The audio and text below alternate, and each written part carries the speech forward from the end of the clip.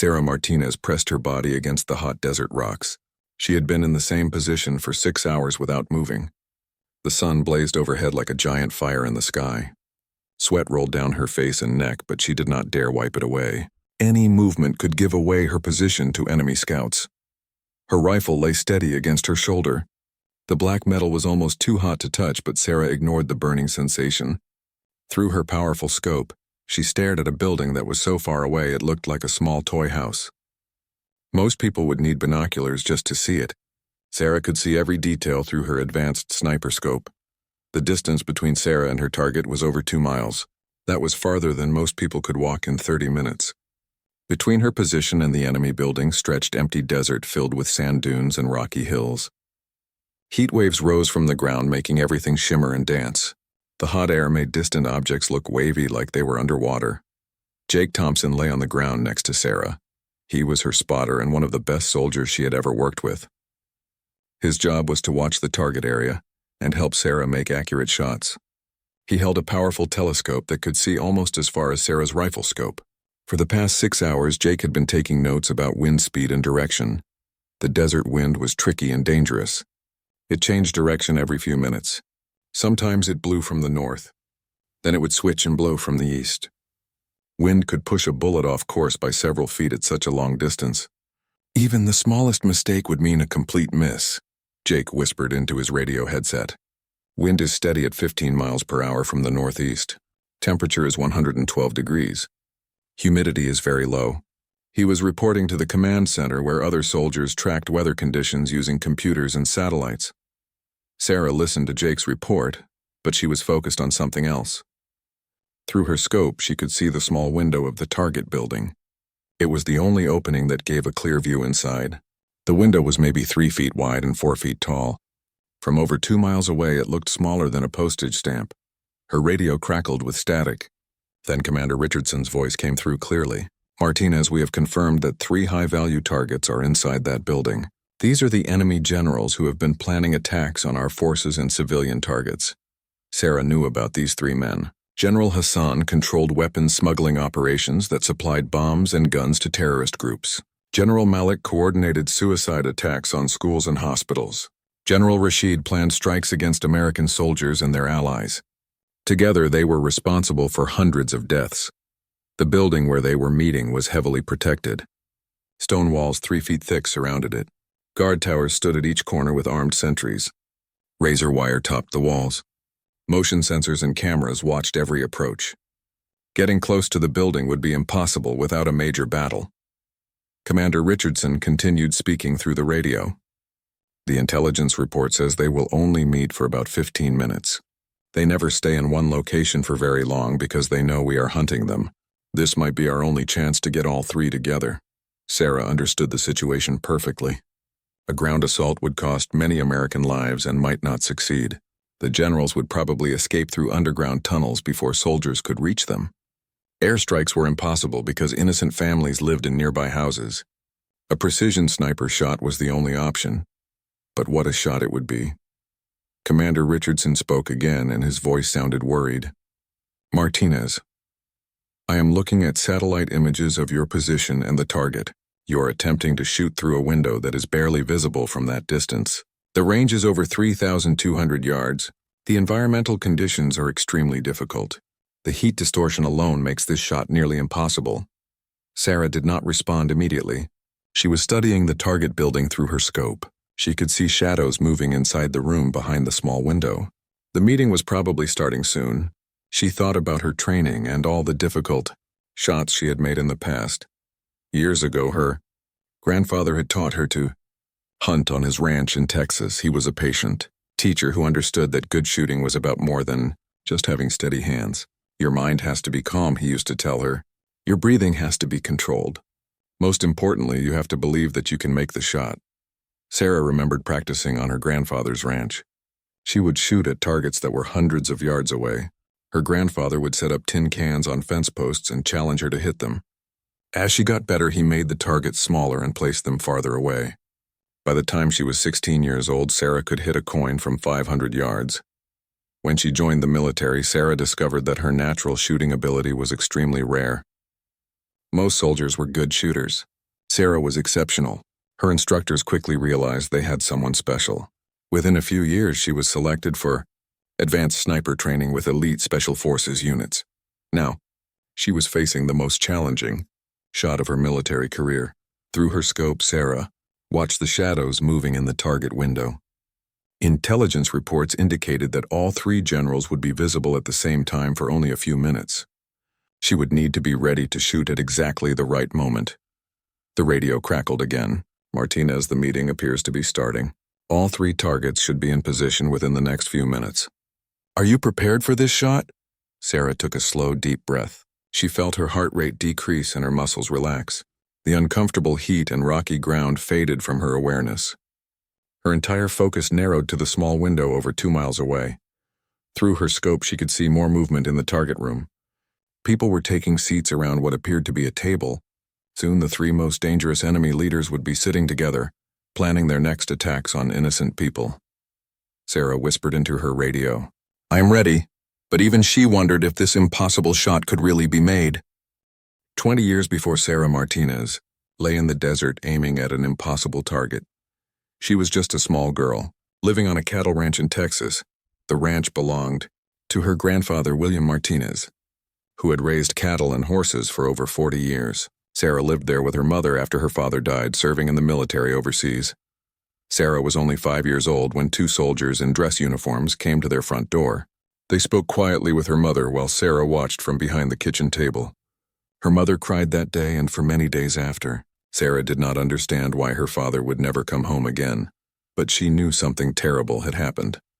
Her mother, Maria, worked 2 jobs to keep the ranch running. During the day, she worked at the bank in town. At night, she cleaned offices in the city 20 miles away. Sarah spent most of her time with her grandfather, who became like a father to her.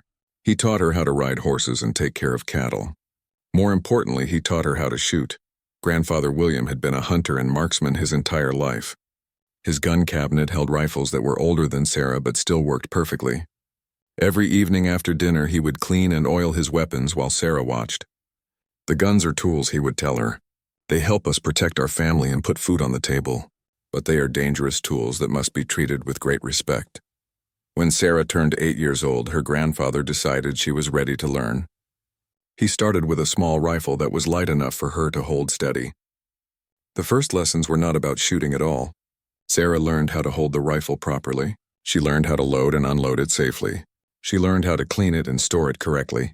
Safety was the most important lesson. Never point a gun at anything you do not want to destroy. Always treat every weapon as if it is loaded. Keep your finger off the trigger until you are ready to shoot. Know what is behind your target before you pull the trigger. These rules were repeated every single day until Sarah could say them in her sleep. After 2 months of safety training, Sarah finally got to shoot her first bullet. Her grandfather set up a large target only 50 yards away.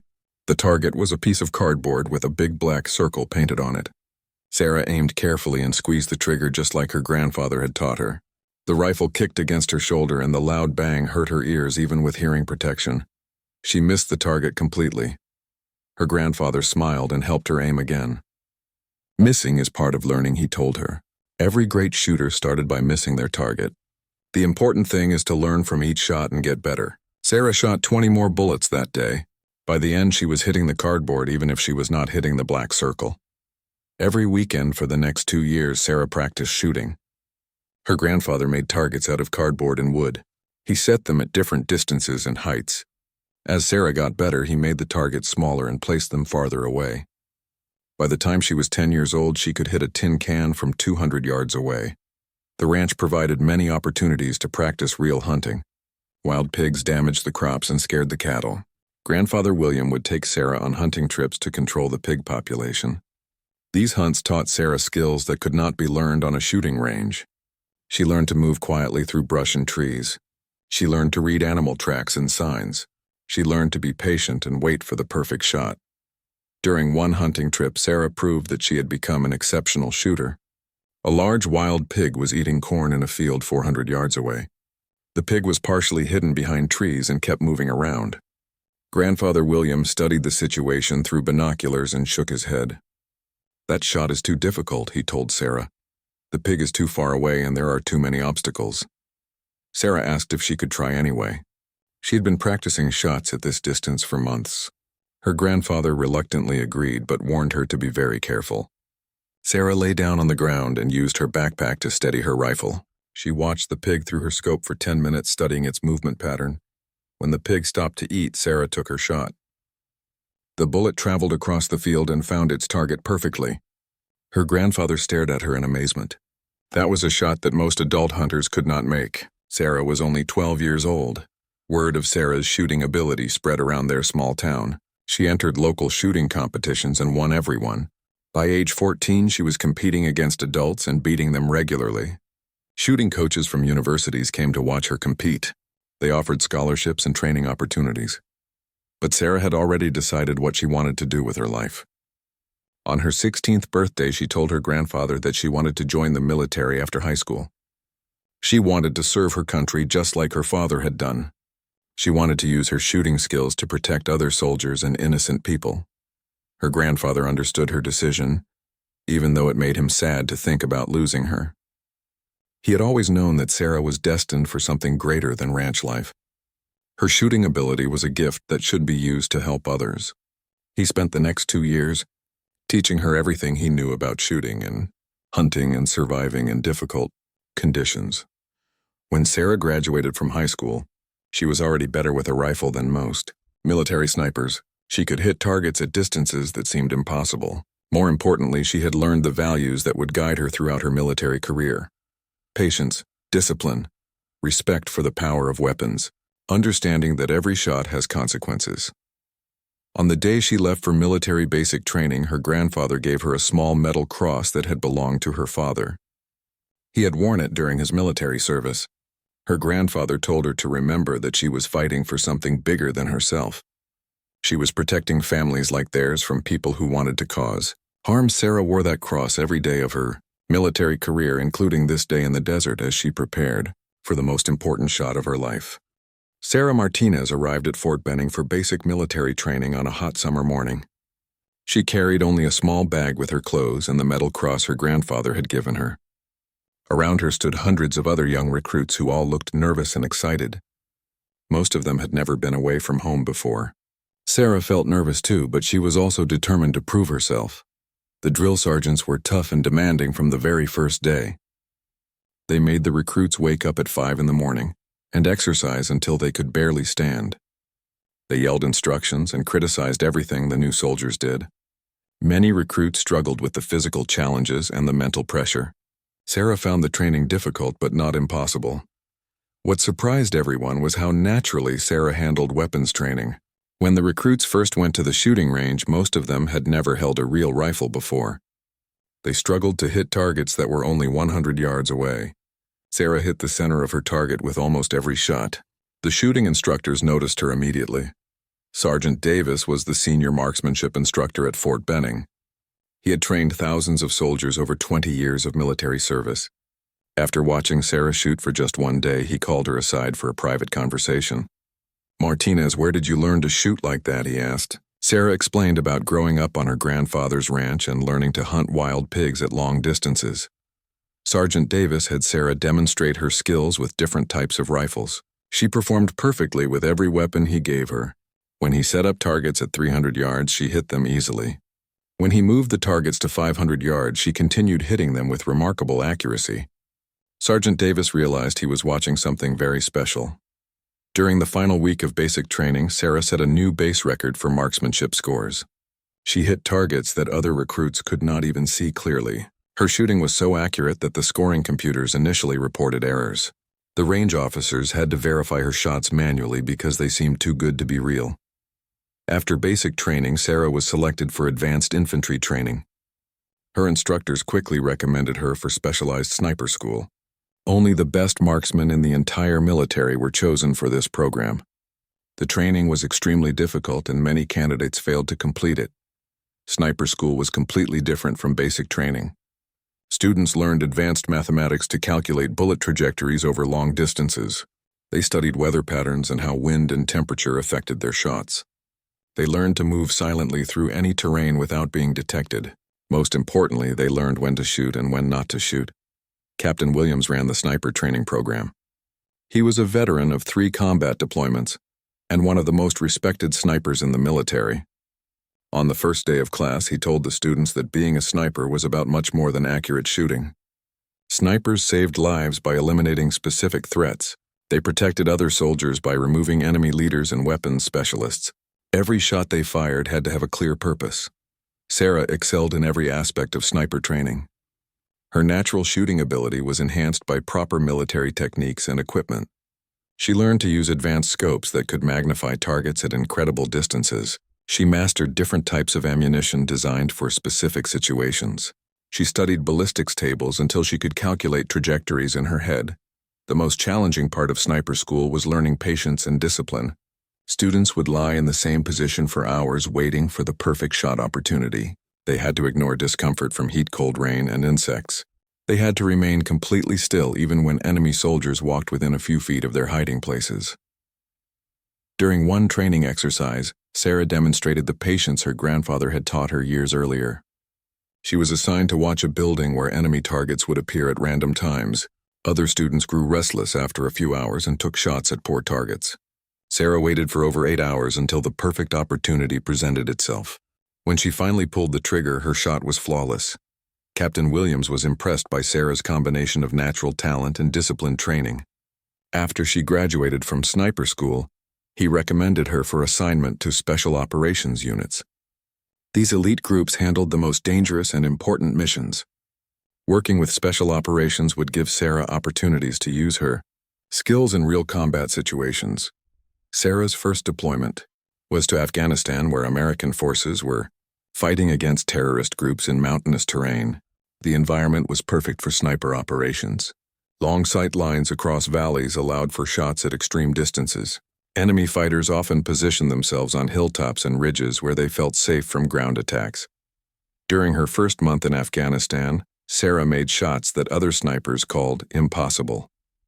She eliminated enemy fighters at distances over 1,000 yards. She hit targets that were partially hidden behind rocks and trees. She made accurate shots in difficult weather conditions, including strong winds and sandstorms. The mission that made Sarah famous throughout special operations happened during her 3rd month in Afghanistan. An American patrol was trapped in a valley by enemy fighters positioned on surrounding hills. 3 American soldiers were wounded and could not move to safety. Enemy snipers were picking off anyone who tried to help the injured men. Sarah studied the situation from a ridge over 1 mile away. She could see muzzle flashes from enemy positions, but the fighters themselves were well hidden. Using her scope and spotting equipment, she identified the location of the most dangerous enemy sniper. He was positioned behind rocks in a cave opening that provided excellent protection. The shot required Sarah to hit a target she could barely see at a distance of 1,800 yards. Wind conditions were difficult and constantly changing. The target opening was less than 2 feet wide.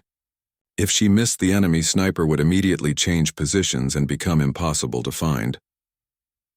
Sarah waited for 20 minutes studying wind patterns and the movement of shadows in the target area. When conditions were optimal, she took her shot. The bullet traveled across the valley and found its mark perfectly. The enemy sniper fire stopped immediately, and the wounded American soldiers were rescued safely. Word of the impossible shot spread quickly through military communications networks. Sarah Martinez had eliminated an enemy target at a distance and accuracy level that few snipers could achieve.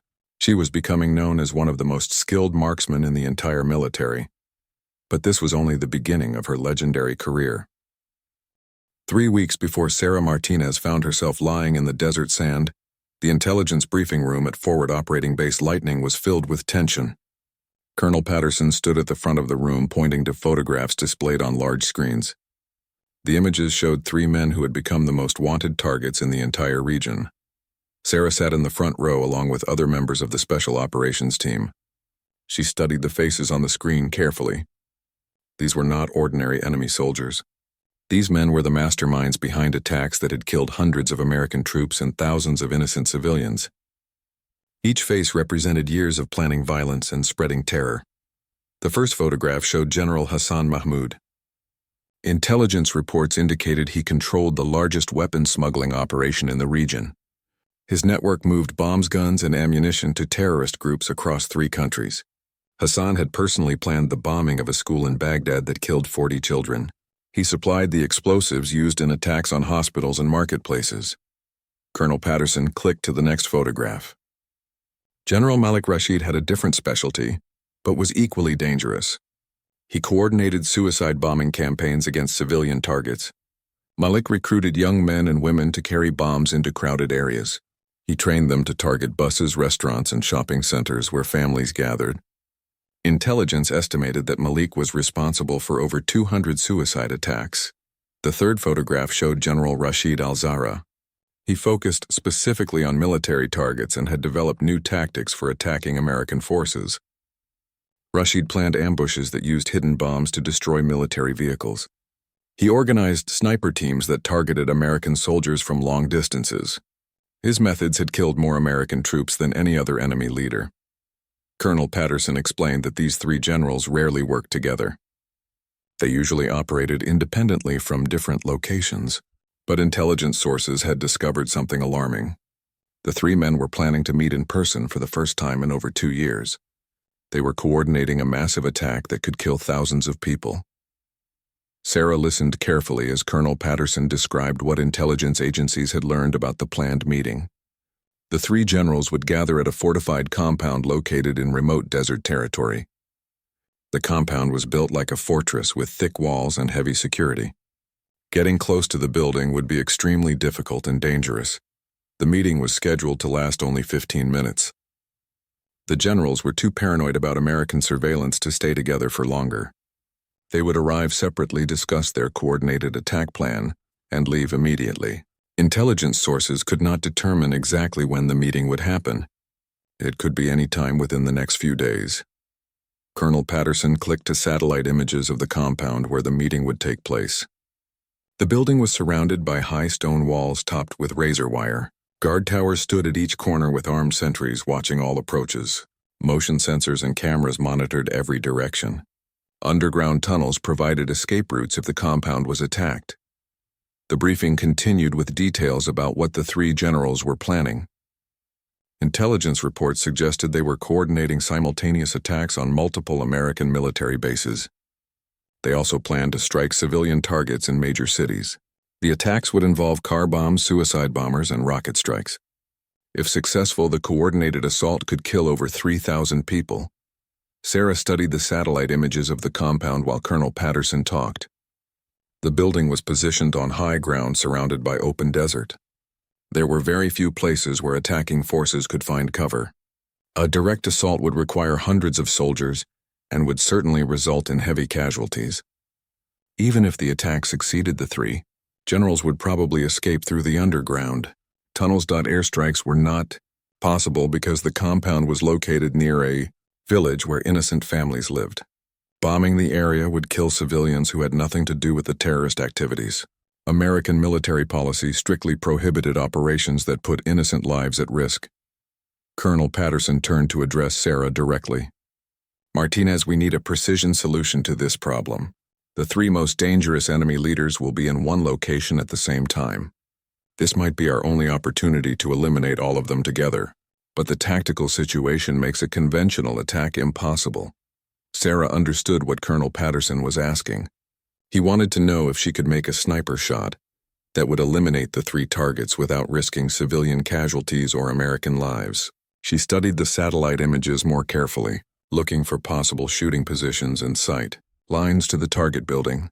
The compound was located approximately 2 miles from the nearest hill where a sniper could establish a firing position. The distance was at the extreme range of even the most advanced sniper rifles. Environmental conditions in the desert would make the shot even more difficult. Heat waves rising from the sand would distort visibility. Wind patterns changed constantly throughout the day. Sarah examined the target building through the satellite images. The structure was built with thick stone walls and small windows. Most of the openings were too narrow to provide a clear shot into the interior rooms. Only one window appeared large enough for a sniper to see inside. That window faced toward the hills where a shooting position might be established. Colonel Patterson showed more photographs taken by surveillance drones. The images revealed details about the interior layout of the target building. The main meeting room was located on the second floor directly behind the large window. Intelligence sources confirmed that this was where the three generals would gather for their coordination meeting. The tactical challenges were enormous. Sarah would need to establish a shooting position over 2 miles away from the target. She would have to remain hidden while enemy patrols searched the area. The shot itself would require perfect accuracy at an extreme distance under difficult environmental conditions. The margin for error was essentially zero. Colonel Patterson concluded the briefing with a direct question. "Martinez, can this shot be made?" The entire room turned to look at Sarah. Everyone understood that her answer would determine whether the mission proceeded or whether they would have to find another solution. Sarah continued studying the satellite images and tactical information. She thought about similar shots she had made during her military career. She considered the equipment and support that would be required. She calculated distances, wind patterns, and environmental factors. After several minutes of careful analysis, Sarah looked up at Colonel Patterson. "The shot is possible, but it will require perfect conditions and flawless execution. We will only get one opportunity. If we miss, the targets will disappear and we may never find them together again." Colonel Patterson nodded gravely. "Then we proceed with sniper option. Martinez, you have 72 hours to prepare for what might be the most important shot of your career." Sarah Martinez began preparing for the mission immediately after the intelligence briefing ended. She had 72 hours to plan every detail of what could be the most important shot of her military career. The first step was selecting and testing her equipment. Every piece of gear had to work perfectly because there would be no second chances. In the armory, Sarah examined her custom sniper rifle with the attention of a surgeon preparing for a delicate operation. The weapon had been specially modified for extreme long-range shooting. The barrel was manufactured from the finest steel and precisely machined to tolerances measured in thousandths of an inch. The trigger mechanism had been adjusted to break cleanly with exactly 3 pounds of pressure. The rifle scope was the most advanced optical system available to military snipers. It could magnify targets up to 40 times their actual size while maintaining crystal-clear images. Built-in computers calculated range distances and atmospheric conditions automatically. The scope was worth more than most people earned in an entire year, but for this mission it was essential equipment. Sarah spent hours selecting ammunition for the shot.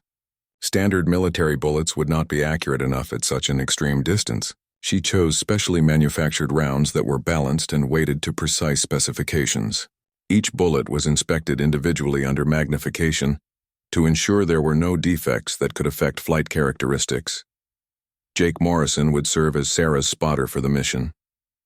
He was one of the most experienced soldiers in the Special Operations Unit and had worked with Sarah on dozens of previous missions. Jake understood how Sarah thought and could anticipate what information she would need during the critical moments of the shot. Together, Sarah and Jake studied detailed maps and satellite images of the target area.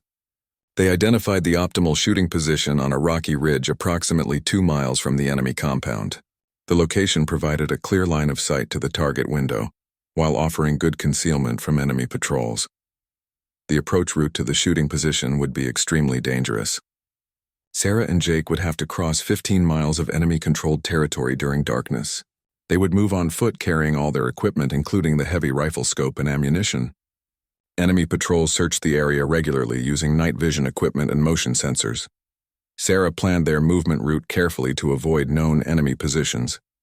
They would follow dry creek beds and rocky terrain that provided natural concealment. The journey would take approximately 8 hours of careful movement, with frequent stops to check for enemy activity. Weather conditions would be critical for the success of the mission. Desert winds changed direction and speed throughout the day following predictable patterns. Sarah studied meteorological reports covering the past 6 months to understand how atmospheric conditions affected bullet trajectories at different times. The optimal shooting window would occur during early afternoon when wind speeds were typically lowest and most consistent. Temperature and humidity would also be at levels that minimized atmospheric distortion. Sarah calculated that she would have approximately 30 minutes of ideal conditions for making the shot. Sarah tested her equipment extensively during the preparation period. She fired practice rounds at targets set up at similar distances to verify that her rifle and scope were perfectly calibrated. Each test shot was measured and recorded to ensure consistent accuracy. The slightest error in equipment setup could cause a miss at such an extreme range. Jake practiced using his spotting scope and range-finding equipment. His job during the mission would be to monitor wind conditions and confirm target identification. He would also watch for enemy movement that could threaten their position. Communication between Sarah and Jake had to be perfect during the critical moments of the shot. Intelligence updates continued to arrive during the preparation period. Surveillance drones confirmed that the 3 enemy generals were traveling toward the compound from different directions. General Hassan was approaching from the north in a convoy of armored vehicles. General Malik was coming from the east with a smaller security detail. General Rashid was already at the compound making final preparations for the meeting. The timing of the meeting remained uncertain. Intelligence sources could only confirm that it would happen within the next 48 hours. Sarah and Jake would have to reach their shooting position and wait for the targets to appear. They might have to remain hidden for many hours before the opportunity presented itself. Colonel Patterson provided Sarah with additional intelligence about the target building layout. Architectural drawings showed that the meeting room was located exactly 12 feet behind the window that Sarah would be shooting through. The 3 generals would be seated around a table positioned directly in the center of the room. Sarah studied the building plans carefully to understand exactly where each target would be positioned. The seating arrangement would place all 3 men within a few feet of each other. This created both an opportunity and a challenge. Sarah might be able to eliminate multiple targets with rapid successive shots, but she would have to adjust her aim quickly between each shot. The mission timeline was established during final planning meetings. Sarah and Jake would begin their approach march at sunset, when darkness provided concealment from enemy observation. They would reach the shooting position before dawn and establish their hide site during early morning hours. The shot would be taken during the optimal weather window in early afternoon. Communications equipment was tested to ensure Sarah could maintain contact with the command center throughout the mission. She would receive real-time intelligence updates about enemy movement and target locations. The command center would also monitor weather conditions and provide atmospheric data that could affect bullet trajectory. Sarah spent her final evening before the mission writing letters to her family. She wrote to her mother explaining how proud she was to serve her country. She wrote to her grandfather thanking him for teaching her the skills and values that had brought her to this moment. She knew there was a possibility she might not return from this mission. Equipment was packed and loaded into vehicles for transport to the insertion point. Sarah double-checked every item to ensure nothing was forgotten. The custom rifle was secured in a padded case designed to protect the delicate optical systems during rough handling. Ammunition was packed in waterproof containers that would keep it dry and stable. Jake reviewed the mission timeline one final time with Sarah. They would have approximately 16 hours from insertion to shooting time. Every minute would be accounted for with specific tasks and checkpoints. There was no room for error in timing or execution. As the sun set on the day before the mission, Sarah felt a familiar combination of nervousness and excitement. She had prepared as thoroughly as possible for what would be the ultimate test of her skills and training. Tomorrow she would attempt a shot that most experts considered impossible. But Sarah Martinez had built her entire career on making impossible shots. Sarah Martinez and Jake Morrison began their approach march at exactly sunset, when the desert sky turned deep orange and purple.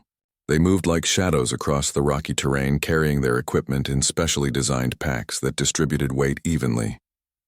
Every step was calculated to avoid loose rocks that might create noise and alert enemy patrols. The 15-mile journey to their shooting position took exactly 8 hours as planned. They followed dry creek beds and natural terrain features that provided concealment from enemy observation posts. 3 times they had to stop and hide while enemy patrols passed within a few hundred yards of their location. Each time they remained perfectly still until the danger passed. By dawn, Sarah and Jake had reached the rocky ridge that would serve as their shooting position. The location was perfect for their needs. Large boulders provided natural camouflage while offering a clear view of the target compound 2 miles away. They established their hide site in a small depression between rocks that concealed them from all directions. Jake immediately began setting up his spotting equipment while Sarah prepared her rifle. Every movement was slow and deliberate to avoid creating any visual signature that enemy observers might detect.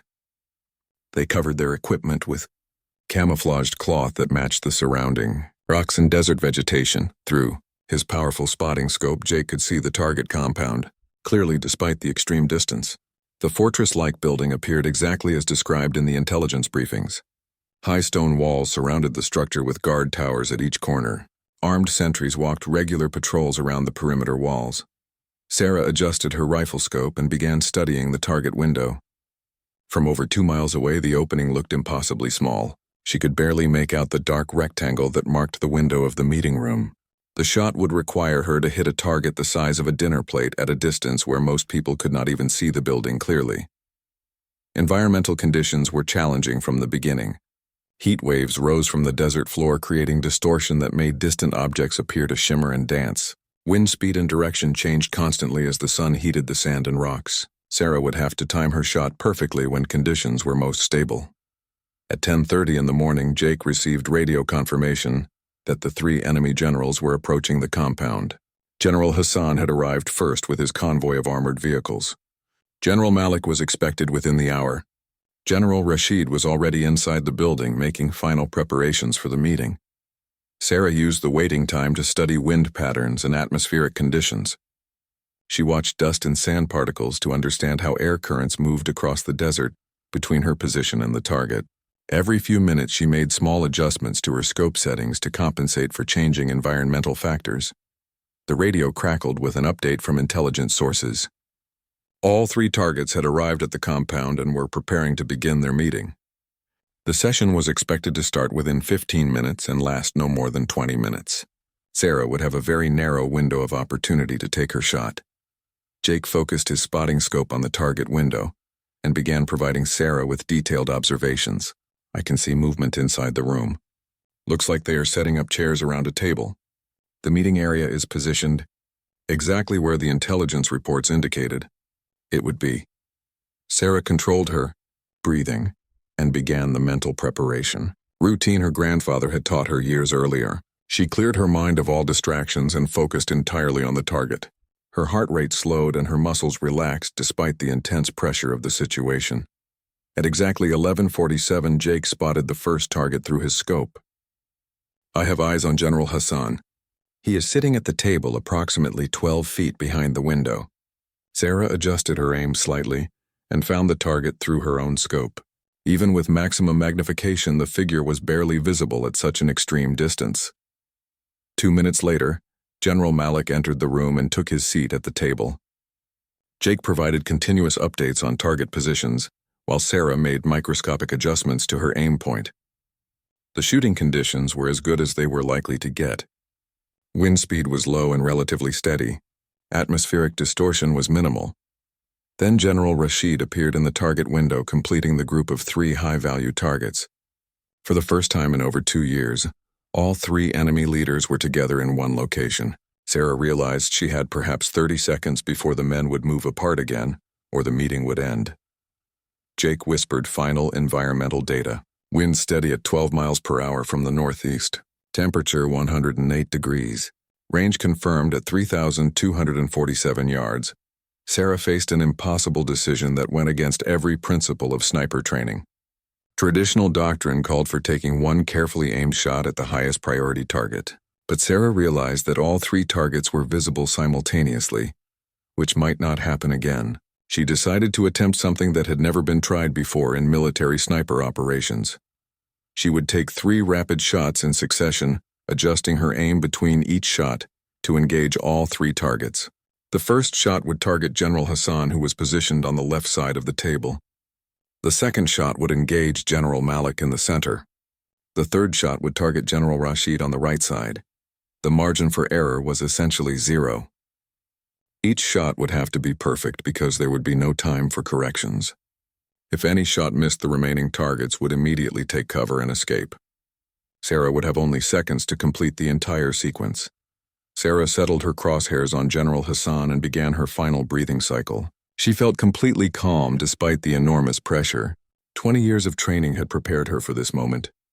Her grandfather's lessons about patience and precision guided her actions. Jake held his breath as he watched Sarah prepare to take the most difficult shots in military sniper history.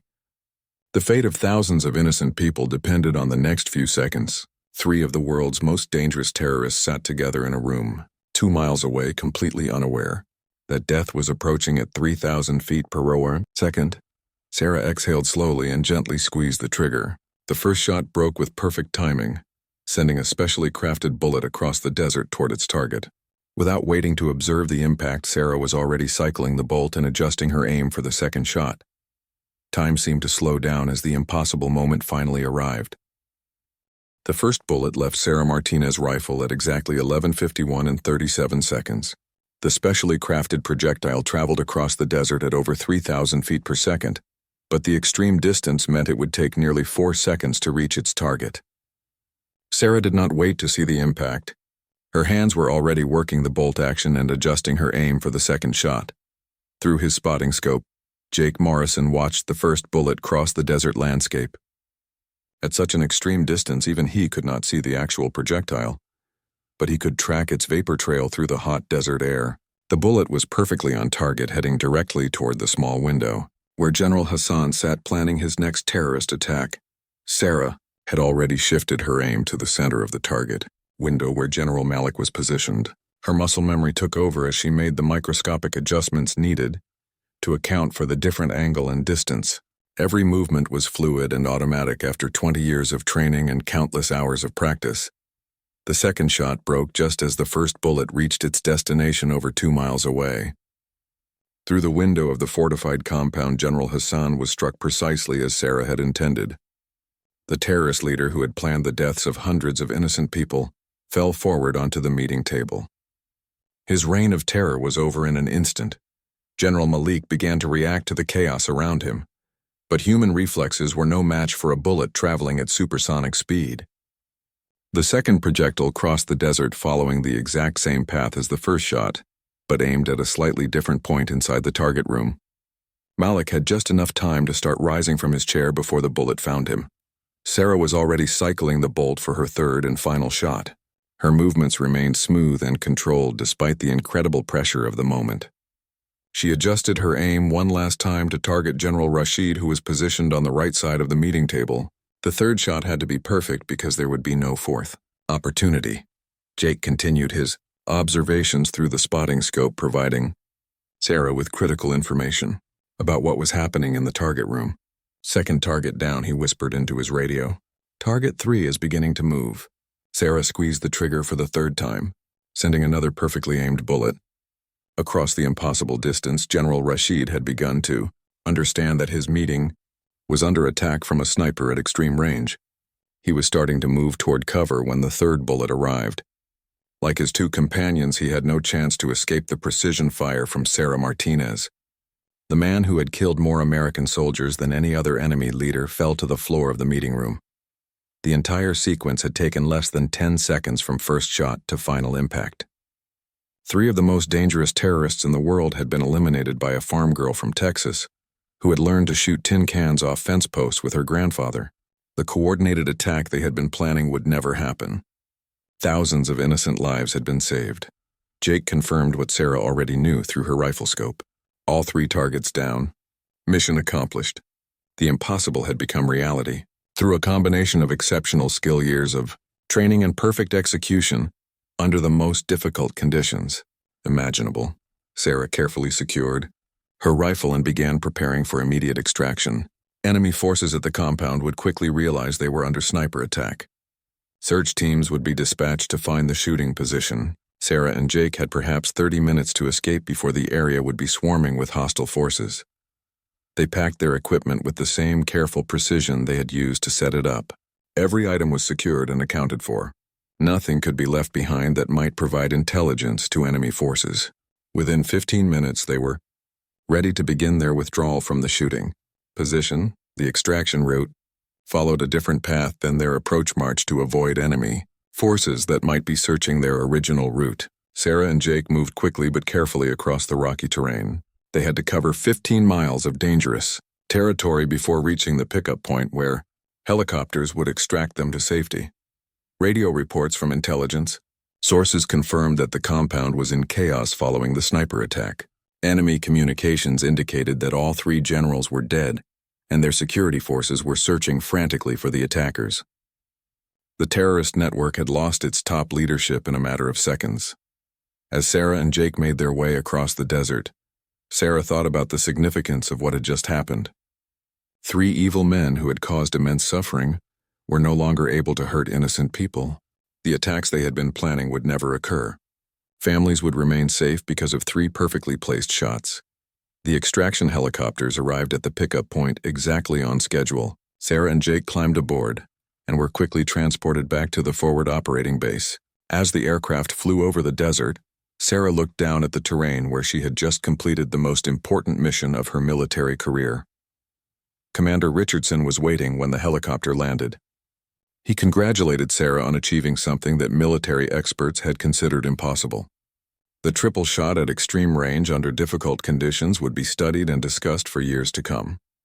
Sarah Martinez had created a new standard for precision marksmanship. Intelligence reports over the following days confirmed the impact of the successful mission. The terrorist network collapsed without its leadership. Planned attacks were canceled when the attack coordinators disappeared. Weapons shipments were disrupted as supply networks fell apart. The ripple effects of those 3 shots would save lives for years to come. Sarah called her grandfather that evening from the secure communications center at the base. She could not discuss the details of her mission due to security regulations, but she wanted to hear his voice. "I remembered everything you taught me," she told him. "Every shot has consequences, and these shots had good consequences." Her grandfather's voice was filled with pride as he spoke to his granddaughter. He had always known that Sarah was destined for something greater than ranch life. Her exceptional shooting ability had been a gift meant to protect innocent people from those who would cause harm. She had fulfilled that destiny in the most dramatic way possible. Military historians would later call Sarah Martinez achievement unprecedented in the annals of sniper operations. But for Sarah, it was simply another day of serving her country with the skills and values her grandfather had taught her on a small cattle ranch in Texas.